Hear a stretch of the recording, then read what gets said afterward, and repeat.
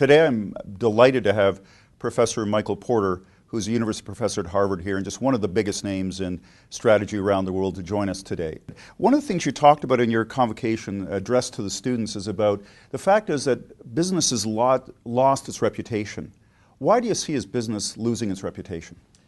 Well, I think that too many times business has been seen as acting in its narrow self-interest rather than essentially contributing more broadly to society. And I think a lot of that is not intentional. That is, I think many managers, I don't think, are deliberately trying to be unethical or not kind of be sensitive to social needs. But I think there's businesses have tended to look at themselves as really self-contained, and I don't think they've really understood the way in which they touch the community, and they touch so many social issues. And the standards, of course, the external standards have risen in terms of what is expected of a business. And the standard for things like environmental impact is much higher now than it was before. So businesses get caught by surprise. They're slow to raise their internal standards, and I think the reputation suffers. And then there's, of course, the outright frauds and cheats that, unfortunately, we've had too many of lately, and it's just frankly not only embarrassing, but it's just corrosive to the whole image of business. Despite the fact that business is fundamentally indispensable to any society. I mean, you just can't have a healthy society unless you have healthy companies that are making a profit, that are employing people, that are growing. So we have this tremendous disconnect. Business, in some ways, is the most successful institution in modern society, but yet, in some ways, it's the least respected. So what should business do to get its reputation back where we think it should be?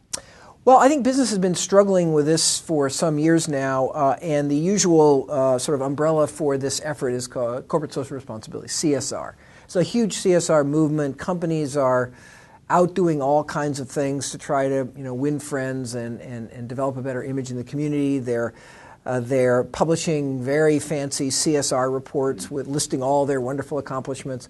And all this, I think, is well-intentioned, but ultimately our work suggests that it's really relatively ineffective.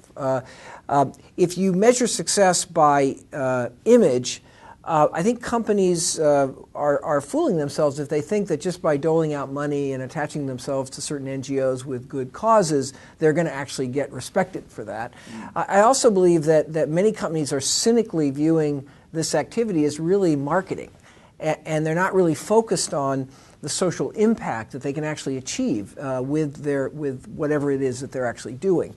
So I think that CSR has been sort of a good effort in a transitional phase, but I think we have to move much more deeply into this issue. And I've actually written about that recently, and I've actually been working with a variety of companies in this area, trying to understand not how companies can try to build their image, but actually how they can sort of integrate their economic interest and the interest of the broader society really together in a sort of unified view of how to compete.